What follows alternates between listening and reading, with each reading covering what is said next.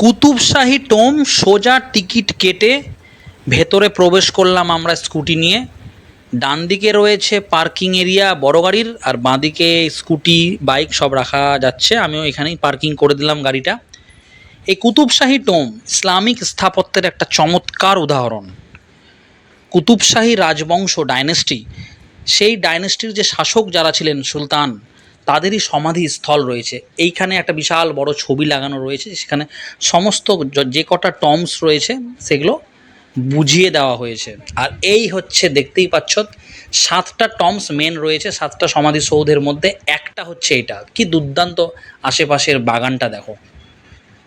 এই জায়গাটির নাম হচ্ছে অ্যাকচুয়ালি ইব্রাহিম বাগ। এখানেই গোলকোন্ডা ফোর্ট রয়েছে। এই যে দেখতে পাচ্ছ সুন্দর করে সমস্তটা বোঝানো রয়েছে। এটা 16th সেঞ্চুরির 1600 খ্রিস্টাব্দের একটা ঐতিহাসিক স্থান। ভাই কুতুব শাহী টোম দেখ।